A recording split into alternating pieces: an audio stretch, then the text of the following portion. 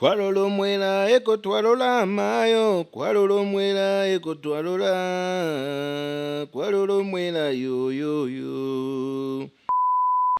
Honestly speaking, guys, I need to address this issue. Just because my name is Jonah doesn't mean you need to be putting this fish here. Like, That one was funny. no. You know exactly. I've never had this fish thing here. This. It's always been there. It's been there, but it never used to have fish. The fish died. Alrighty, let's rumble. Welcome to Royal Rumble, WWE SmackDown. Kaya mwanding at ni mwame wa makambira zone.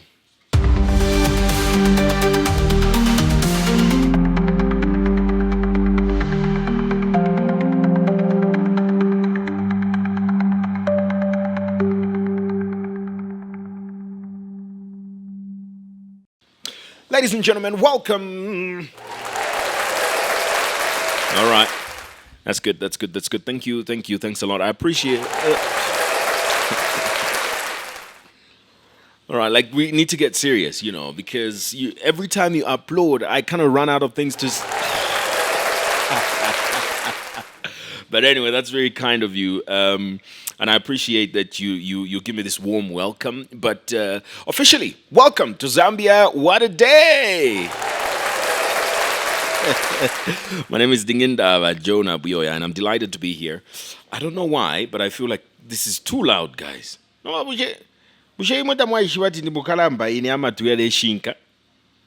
I'm turning 28 in exactly a month. Well, not exactly. I'm turning 28 on the 7th of February. So I'm pretty old now, and I can offer advice to the younger generation. And I have to tell them, a lot of them need to get back in the game. They are making the digital space raise them, which shouldn't be the case. We come from a generation where, we were raised by real people and not fictitious societies. A real society is what raised us. Our time, George, was not this nonsense you're seeing now, just mimicking TikTok videos. We had Boomerang, we had Cartoon Network, we had Disney XD. It was a good time to be young. Not now. I can't even enjoy anything. Nickelodeon, we had all those, not this version of it, but those were the days. Those were the days. One of my favorite songs back in the day was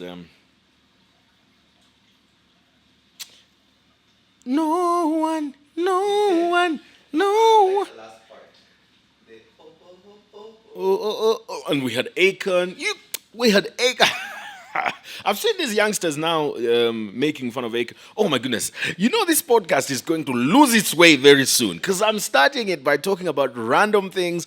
And but for some reason, people are telling me that they enjoy that part of the podcast. The randomness of it all is what makes it a podcast, isn't it? So it's not very formal and organized. It has to be a bit deliberately disorganized. But I'm glad that... one of the things I've noticed, our podcast, George, is very small. Like it's a niche kind of thing, right? But there's people every single time that an episode goes up, there's people that are going to send a message in the inbox, in my inbox, either on Facebook or on X. They're like, oh, thank you so much for doing today's podcast. I enjoyed it. And that's thank you, all 5 of you. It's like a small group of friends, and Mr. Mwanza is the biggest. Good looking out. Anyway, let's get into the news. The Electoral Commission of Zambia has called on women across the country to refrain from creating and spreading disrespectful political songs that undermine the dignity of the electoral process and foster tension. The appeal was made during the first ever women's conference held in Petauke, part of the Commission's efforts to combat political violence. Let's take a look at this. According to the Electoral Commission of Zambia, out of 7,036,862 registered voters countrywide, 3,757,1 115 are female, but still the country is grappling with women representation in decision-making positions. It is for this reason why interventions such as the first ever Women Conference have been held in Petoke District and Pembashe to ensure the barriers of women are heard and addressed. The conferences are also being used to raise awareness to women against actions that may promote violence in the electoral process.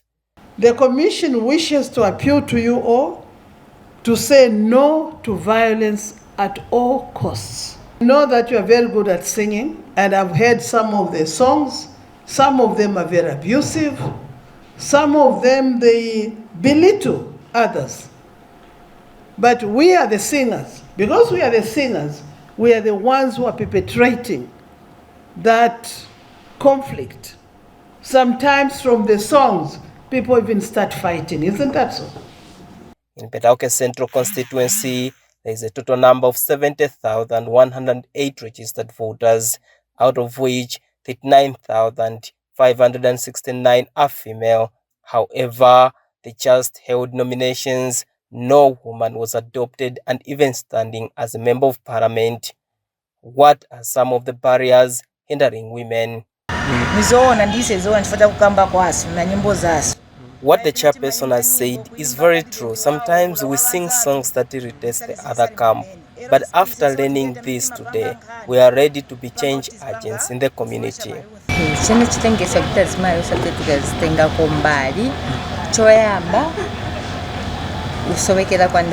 The critical barrier to women standing firm in decision-making positions is finances and education. Some are selfish and can't support fellow women. The Electoral Commission also held a similar conference in Kawamba district ahead of the Pembashe by-election. So we want to see women's commitment also in promoting peaceful by-elections in Pembashe. And when there's violence, the people who suffer most are the women. It's sad that this time we even hear a woman has been arrested during elections for inciting violence. For this, it's very sad. So the Commission wishes to appeal to you all to say no to violence and hate speech at all costs. The ECZ core is part of a broader initiative to enhance women's pivotal role in reshaping political dialogues and promoting peaceful, constructive engagement in Zambia's electoral landscape. Samuel Sylvester Kwawe, Diamond News, Eastern Zambia. You know, people don't know this, but a lot of the political songs are by these women. Do you know that? Like even Dununa Reverse was by these women. Yes. I thought it was like. No, these women have these songs. Alewelelapo with these political women. So they have different songs. They've got different songs like that. They're like songs that they sing. Dununa Reverse was just like that. Dununa, yeah, yeah. Came up with it, Then the artists pick it up, yes. Because that Alewelelapo song was not about Edgar Lungu. It's an old song. I remember that song from when was that?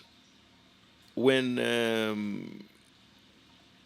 the first time I heard that song was Mao Sampa. The women singing. Mwarefwaya Sampa kabili mubike povulomo vale welerapo Pambando. So that's the first time I heard that song, and then later on I heard people were singing about it, singing it for Edgar Lungu. I don't think HH's campaign can sing that song. They hate it so much, and yeah. So it makes a lot of sense that the Electoral Commission of Zambia would take this route because the women are such influencers when it comes to political music and how it is done. Residents of Kamwala South in Lusaka are appealing to authorities to improve the road network as heavy rain continues to wreak havoc in the area. Speaking to Diamond News, residents lamented that the flooding of roads disrupts their daily routines and poses significant challenges. Let's take a look at this.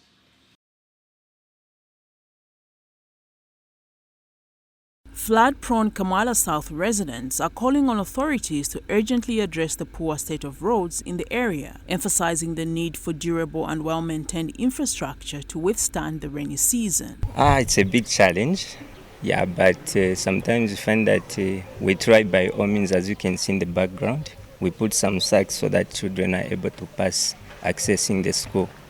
But sometimes we find that it rains heavily, so it becomes a challenge. Though some pupils come with the bus, but sometimes the bus is unable to access the school. So it parks somewhere where pupils have to walk through the water. So there are those who come with gumboots, they are able to access. Then others decide, because others are very young, so others decide to stay away from school when it rains.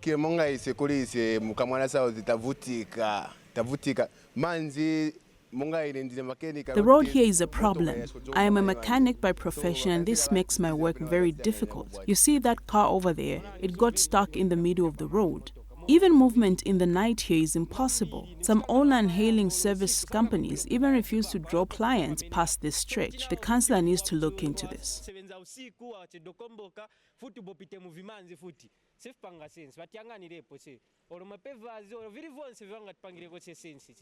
Although some roads have been worked on, many areas remain untouched, leaving residents vulnerable to flooding and its associated challenges. The problem in Kamala South is that we don't even know our councillor and we have never seen him. He really has abandoned us. However, the issue of roads here needs to be worked on. It really needs to be worked on. And Ward Councillor Mainda Smata has attributed part of the issue to the Lusaka City Council shouldering responsibilities that should fall under the Road Development Agency. And people might want to be aware that the responsibility of constructing new roads and drainages is not the responsibility of the local authority or Lusaka City Council. Rather, it is the responsibility of RDA, and RDA did pledge in 2023 that they would do 4 kilometers of tarred roads in all the 7 constituencies of Lusaka, but for some reasons we do not understand, they haven't come good on that pledge. As the rains intensify in Lusaka, Kamala South residents can only wait and hope that they are spared from yet another calamity. Elfimale Shampande, Diamond News. Kamala South, the headquarters of flooding. It's if you want to move to Kamala South, don't. You can only move to Kamala South when it's not rainy season, when there is a drought. That's when you're going to live there.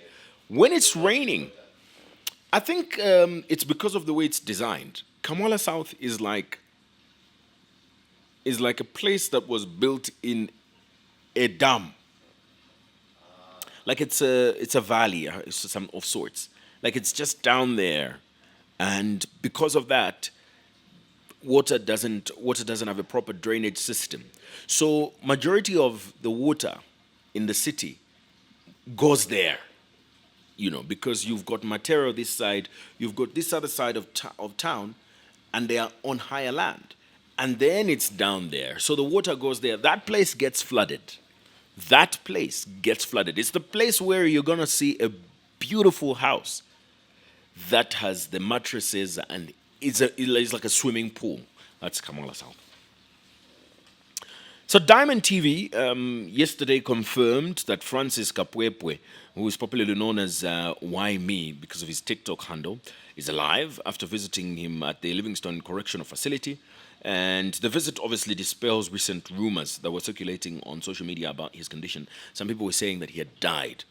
Let's take a look at this. Well, the young man is alive and he is in custody. I think the Human Rights Commission just the other week was confirming, having gone to see him. And also it is important to state that he is not being detained arbitrarily. He remains in detention because he couldn't meet the bail conditions. Simply put, there is no one who is prepared to sign bail for him. So if there is no one prepared to sign bail or bond for him, he will remain in custody. But he was granted permission for people to go and sign for him, bond and bail. But nobody is willing to do that, so he remain in custody. the rumors flying around that he is not alive, he is dead, those are false and must be dismissed, contemplated as a false. So, okay, let's get a bit serious here. I think that opposition political parties also need to do better for us to take them seriously, because some of these opposition political parties were running this narrative through their social media platforms like the Patriotic Front, and this narrative was basically misinforming the public. And one of the people also that has been misinforming the public is Material Member of Parliament, Miles Sampa, because I understand that he maybe his heart is in a good place. He wants to see him and offer him support. But I think it's very important to add context. He's just not been incarcerated. He failed to meet bail, which was 30,000 kwacha. And so it's not like he's being hidden. And that's the narrative that is being driven, right? But that's why I keep saying that the opposition political parties need to be responsible. All the political parties need to be responsible. Sometimes the things that they say is very, some of the things they say are very reckless. And that's why they need to be a lot more cautious. I've spoken out, huh? Yeah. I have. True, and I wish a lot of people knew that they have when you have a huge platform, you have to take some level of responsibility. And one such person also, we had him on the show earlier last week, Mwewa Chitambala. Huge responsibility. He's adamant about how he expressed himself, but I think that we all need to be very cautious. Unfortunately, not everybody is going to be cautious with how they handle their huge platform, because nothing holds them accountable. They're not accountable to anybody. They're not accountable to anything. Whereas people like myself who are in a certain field have to be accountable to ethics, have to be accountable to an institution, have to be accountable to myself, have to be accountable to my reputation. And those are the things that I think we need to inculcate, because people are incredibly reckless on these digital spaces and they don't care about anything apart from the clicks. Yeah, but isn't it like the most thing, especially for politicians, to be accountable to themselves? Because if they're not credible enough, how are we going to be sure? But I don't think a lot of Zambians care about that, because we've seen a lot of politicians lose credibility and then gain popularity shortly after that. All you need to do is go to a few church services and it's going to launder you like a washing machine. It's the best way to launder people is to just go to a church and put your hands together and kneel, and people forget about it, or start posting scriptures and present yourself like a sheep when you're not. That's very easy. That's the easiest people to launder are politicians. They can lie today and not fulfill their promise tomorrow, and their supporters will stand by them and support them in their lies. Hundreds of farmers in Joma District, Southern Province, are disappointed over delays in accessing agricultural loans through the Sustainable Agricultural Financing Facility Program, SAF. The farmers interviewed reported struggling to secure the necessary finances to support their agriculture activities. Here is Helga Joe.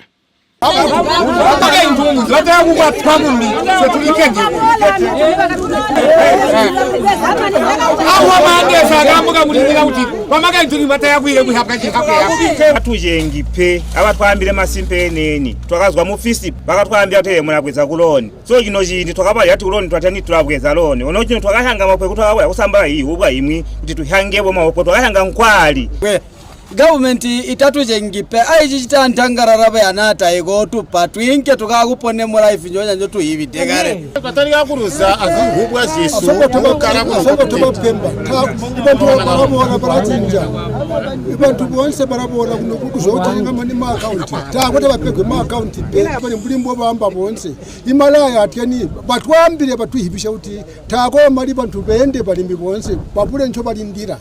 According to some of the reports from these farmers, they've been spending nights outside Choma Native Bank in a bid to secure necessary finances for agricultural programs. twapatira aja kupatira kuti mwaranga mabunga abantu ayaliko kokuyiba kuti bantu bali pengere so twaromba kuti program nankwili ncobeni aizidirire mulimbu yagambwa kuti kwa bantu babaja kuchita tuwide nzara kutuzwa kule tulipengera mtu awopenga namba 2 chicho tupengera na mari nkwari abatupenja kuhambana batajengiri bibalimi cyo batagohe kugita ba president beso mbutwagali salira mujisi so amutu kwaye kututoberera agamba abantu batulegere mari ngumwe agatupa tuli tumani kwa kapekwa kamoja gambirikwa ajira anyuzi kwa kabali kwambiri last week batimani tatupegwa tuyope kwa lili kwa patira kamulanga mutwa huruka kamulanga mwida mbutwava. For others, they feel government must intervene in the matter before they experience crop failure, which might lead to hunger in the coming year. Twagashanga ono fertilizer yakubika kuti tubike mu mapopwe yabula imapopwe ataleka kusalala abula ja mutuya magajita ofa mali kuti balingabere ono wamo okutoba up to now nina jendolo jo mwejitama businessman bakati kweza mali even ma account kuti batujwire ma account kujulana na ma account mulimi In order to help farmers boost agriculture programs, the United Party for National Development UPND government introduced the Sustainable Agriculture Finance Facility Program SAF, aimed at providing the much-needed finance to producers in the maize value chain in the 2023-2024 agricultural season. Helga Chubwe, Diamond News in Southern Province.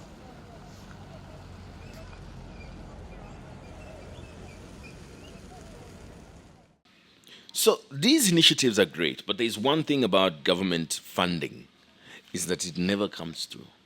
And if it does, it will never be on time. That's the one downside. It's either it's really difficult to, it's really awkward for me to be talking about these things while the president is there smiling and staring at me. But it means I'm doing a good job with what I'm saying. So it's either the funding is going to be delayed or the funding is not going to come at all. And this is very consistent with what we see, that, there's funding that is supposed to come through. The funding is not there. There's funding, there's support that is supposed to be provided to citizens. It's not there, or it's going to come in late. It's all these issues that need to be addressed. And I think when that is done, then you're going to have a lot more of a productive population. But I guess the conundrum is also that government makes these commitments to pay all of this money that they do not have. And I think that's actually the biggest problem, that government has got all these commitments that they make, but the money, there's no money. Yeah. How unfortunate. It sucks to be a third world country, It really does suck, though. Well, the argument is that those land cruisers are supposed to ideally help with development anyway. So there's, and also, let me tell you this, even the money for the land cruisers is not there, because sometimes that's not the number of land cruisers they want to buy. Instead of buying 10, they buy 2. And that kind of also affects. And I'm also funny. I'm not one of those people that thinks that ministers and directors should start driving Vitz or Corollas. No. I don't think so. I think that they should drive efficient cars. Efficient, not fuel efficient. No. But a car that's going to make it easier for you to do your job. If you are a minister and you have to tour the country and it's by road, you need to be in a car that is comfortable. That's why, even for private organizations, if you are going, for example, to New York, and the moment you get to New York, you're going to be in a series of meetings, you've got to fly business so that you sleep. You get enough rest while you're on flight, and the moment you get there, at least you're going to have jet lag, but you're not as exhausted as you would be in economy. Nobody deserves to fly economy on this earth. If it's no. If it's just a long flight, we just do it because of poverty.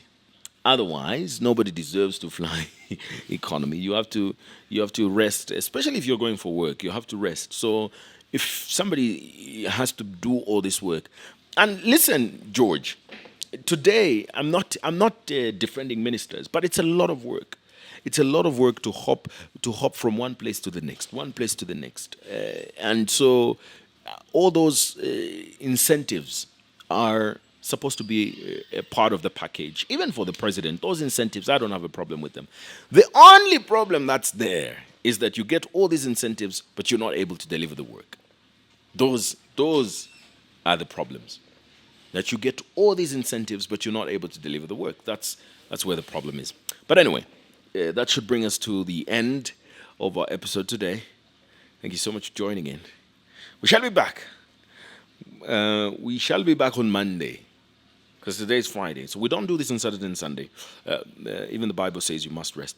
So we take Saturday and... what is that? Oh, yeah, but people don't know that. Yeah. So we rest on Saturday and Sunday. But thank you so much. Enjoy your weekend. Be good. And let's meet again on the Monday. Bye-bye.